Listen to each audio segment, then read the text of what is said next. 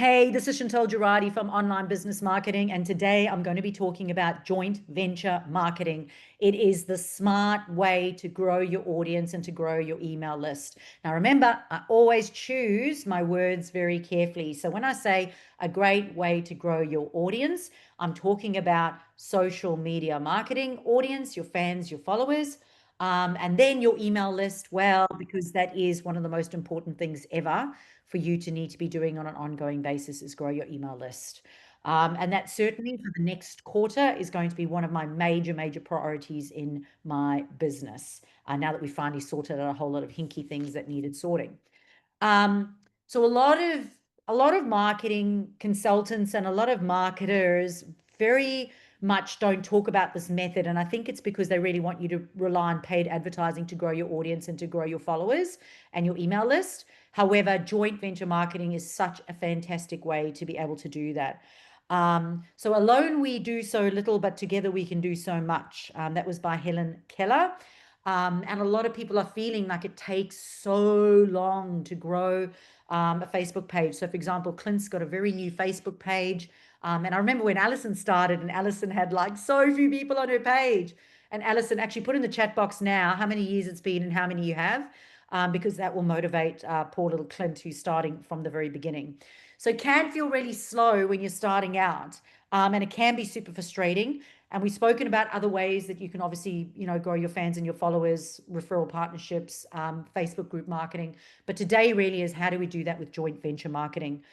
Um, and it's really good when the people have your audience. So when they actually have your audience and it's non-compete, they don't do what you can do, and you can now joint venture marketing so that you can now be in front of each other's audiences so that you can build those referrals and you can build credibility.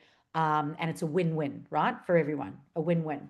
And of course, you can do it without ads. You can do it with ads, but the good news is you can do it without ads. One of my good clients, Tara, good clients, because not all of them are good, right? The ones that take action are. One of my good clients, Tara, she runs free collaborative joint venture little competitions all the time, and they absolutely smashing it in the camping industry at the moment by doing it. And they are growing like there is no tomorrow, both the email lists and their social media pages. They're actually having a lot of fun. Be lonely sometimes as a business owner, right? So what exactly is joint venture marketing? Well, it's when two or more businesses team up to cross promote each other. So they're not there to compete. It's about collaboration. It's about being able to give your audience more value and share each other's business, and therefore increase your visibility. So you win because now you've got an access now to be in front of their audience that they've been building. Your partner wins because now they're in front of your audience.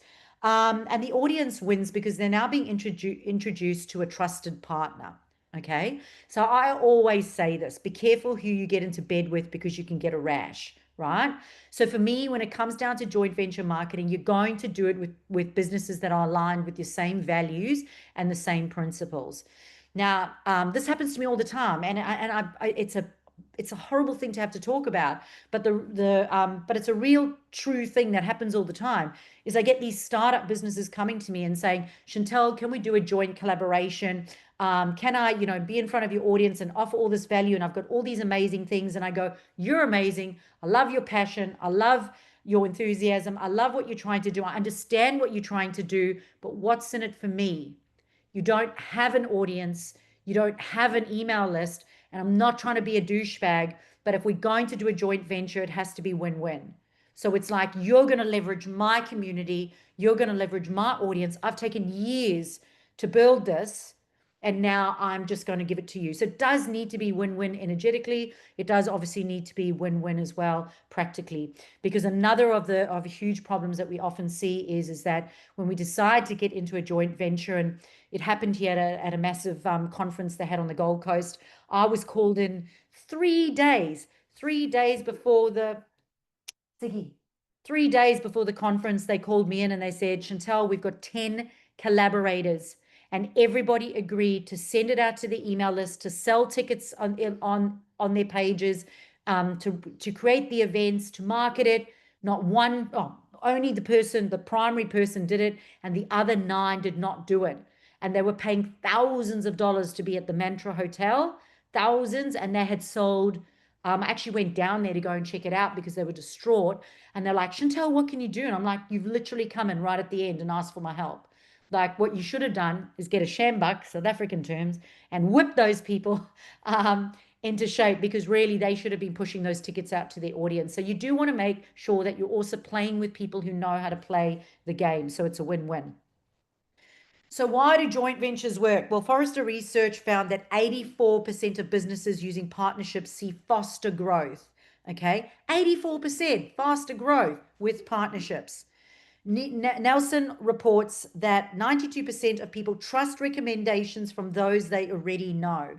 So if I say, oh, I use this agency and people know who I am, they just go there. They'll just go and use that agency because they trust me, right?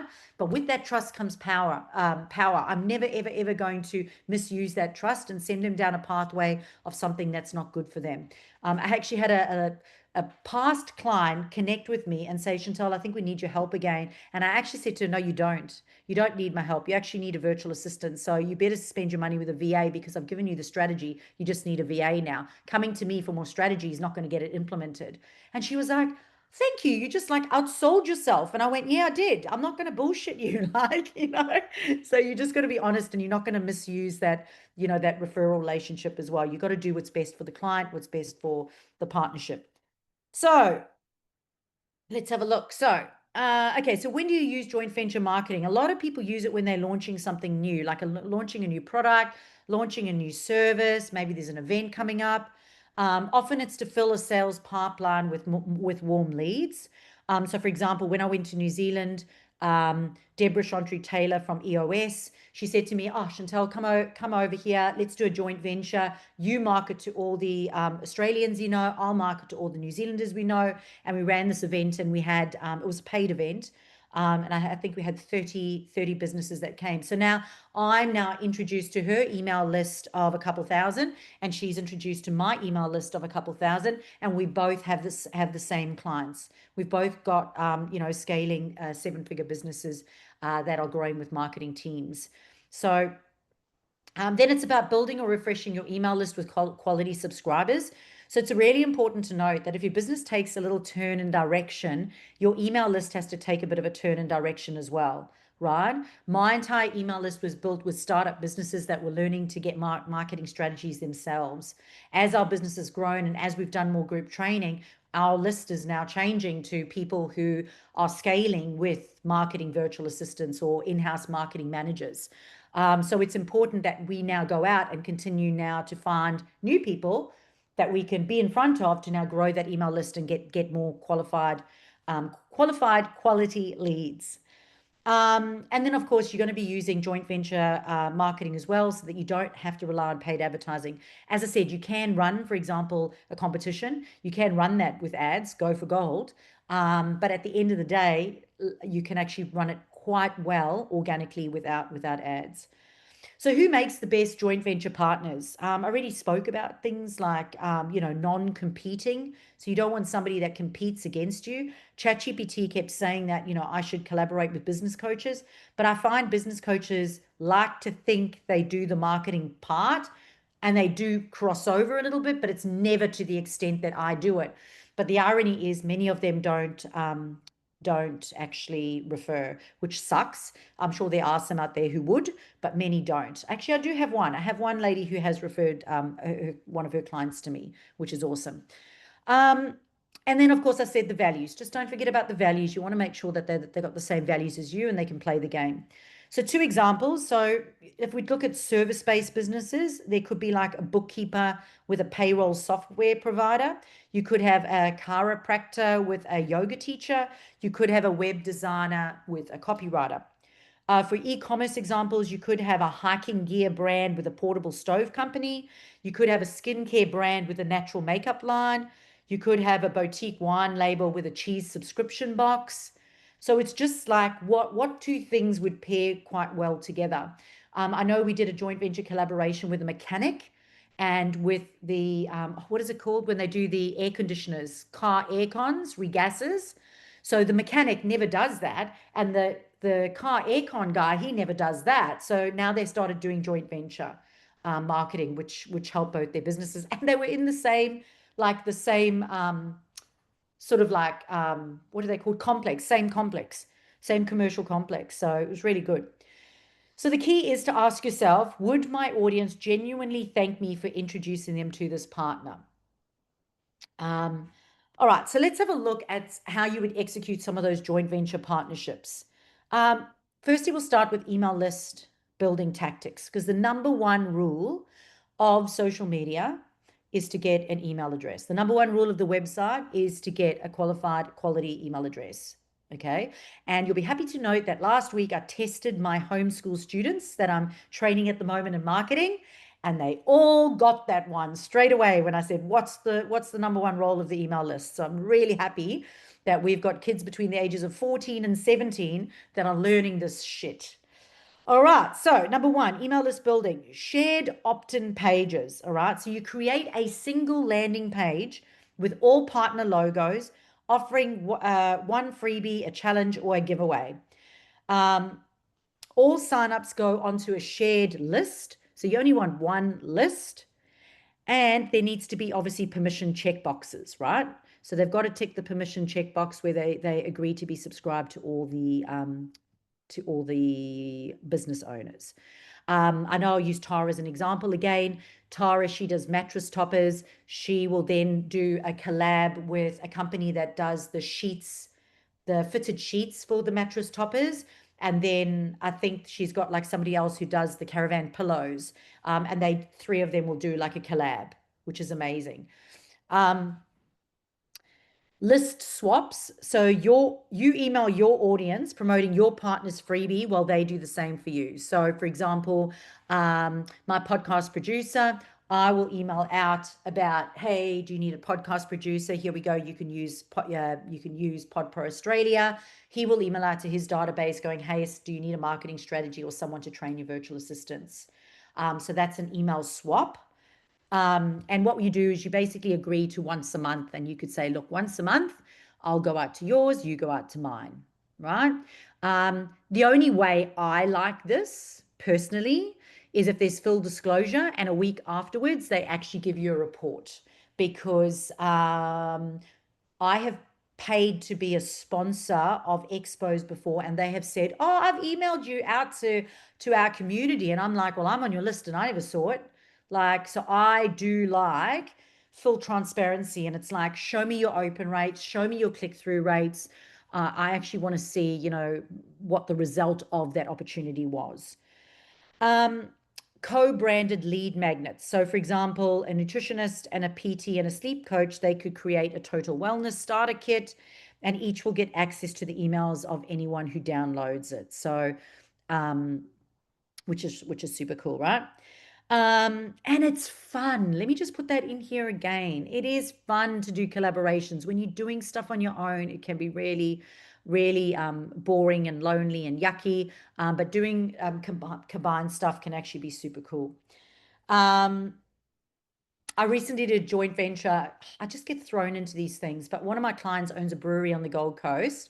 One of my network connections owns a singles dating thing. So they ended up having a singles dating thing at the brewery and then got me to MC the event. So there's a collaboration again. So everyone else, now the singles people were introduced to the brewery people were introduced to the singles people, and I got another opportunity to hold a microphone. That win-win for everyone. All right, so let's have a look then at social media tactics.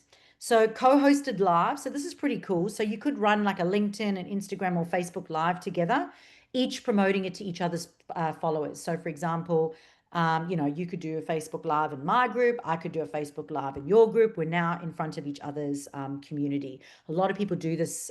They do Facebook group swaps when they're admins of groups, and they'll do this Facebook group swap. Cross-tagging content, so making sure that you post reels, carousels, stories, and tag each other so that you can double your organic reach.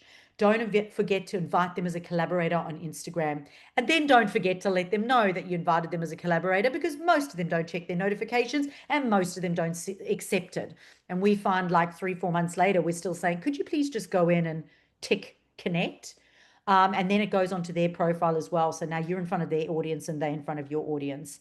So making sure that you're really using those tag features, tags, hashtags, and that invite your collaborator. And then co-branded competitions. I've spoken about this a few times, but run a giveaway where people must follow all partners, tag friends, and opt in through one page. It absolutely drives me batty when they make a competition and the competition is only about liking and tagging. It is not. The number one rule of social media is to get an email address. So the way that I choose the winner of my competitions is who has actually given me their email list, who's followed and actually given me their email address. So yes, like, follow, tag, but the way to enter is here by putting in your email address. Okay, so let's have a look at some real win-win scenarios. So a leadership coach, a HR consultant, and a recruitment agency could host a webinar together or even do a live event called How to Attract, Develop, and Retain Top Talent in 2025. They set up one joint opt-in page for registration. Each promotes their event via email and their social media. And at the end, they each get a list of highly qualified HR decision makers. All right. So let's use an e-commerce example in the camping industry. So 3 camping brands, a tent company, a hiking gear store, and a portable stove brand. They run a joint competition. Follow all 3 business pages, tag a fellow camper in the comments, and enter via the share landing page. The prize is an ultimate camping pack featuring products from all brands. The result, each business gains followers, builds brand awareness, and walks away with the same shared email list of outdoor enthusiasts. Okay. Cool. So what does the email and the social media pay off? Well, email plus social media combined equals the best possible ROI. Okay. Because you're in front of a complete new audience of people. So email with joint venture campaigns, your ROI multiplies because you're not just sending out to your own list. You're now in front of their list as well. Just make sure that you have a call to action that's going to bring them back and put them on your list. Because if they send out an email to their list, you want to make sure, I would almost have like the 3 call to actions where it's like website, book a call, free download. Like, because yeah, you want to be able to capture their email address. Else, if you just say, hey, use Chantel, Chantel's amazing, and that's it, right? We want to make sure we're actually taking them somewhere. So social media, well, by tagging partners, sharing posts, and running joint competitions, you expand your reach and funnel more people into your owned list. Remember, you do not own your fans or your followers. You only own them when you have an email address. That's where the real connections and conversions happen. So final thoughts, joint venture marketing isn't complicated. It requires planning and intention, a little bit of planning. It definitely needs to be in your calendar as, hey, what joint venture, exercises am I going to do this month? Because if it's not in your diary, you ain't going to be doing it, right? So we got to look at the what. Well, it's strategic collaborations. The when, for launches, list building, or growth seasons. The who, we're looking at non-competing partners with the same audience. Why? Because it's faster growth, bigger audiences, and more credibility. And then the how is the opt-in pages, competitions, co-branded content, email and social media campaigns. So if you haven't already, you want to make sure that you start a spreadsheet for our audience on Thursday. We're going to drop in for our paying clients. They're going to get a checklist or a spreadsheet on Thursday, which is going to be called a JV partner tracker template. And you're going to get that on Thursday, and it's going to have the business name in it, the contact person, the role, the position, the email address, their mobile number, the website URL, all their social media links, their audience sizes. Yes, it is completely acceptable for you to ask how big it is for them. A lot of people are like, what? I don't have to tell you how much my email list size is. I've had people turn me down because I don't have over 5,000 on my email list, but I keep my email list clean, very clean. I don't like a dirty list. So you can completely ask them ask them for their email list size and their social media lists, and their average engagement percentages, because it doesn't matter if they've got a list of 20,000 people, but their open rate's 2% and their click-through rate's nil. At the end of the day, that's not a great opportunity for you, right? You want to know what business type they are. You want to know their target audience. And then you just want to have your joint venture idea or your collaboration idea. And perhaps maybe like a link to a one sheet where you can map it out on your one sheet and then put that one sheet link onto your JV partner tracker. And then, like, of course, you want to make sure you got the start date, what the rules are, the terms and conditions for each of the partners, so that everybody's in agreement, right? So as I said, our live audience, you will get that SOP. It'll be dropped into the VIP Facebook group this Thursday. So you guys will get that. The lovely Brian will be creating that for you. And to those of you who are watching on YouTube, this is Chantal Girardi from Online Business Marketing. If you'd like to know how to be part of this audience, check the comments below. Alternatively, don't forget, if you want to see our content, make sure that you subscribe and click the little bell to turn on your notifications.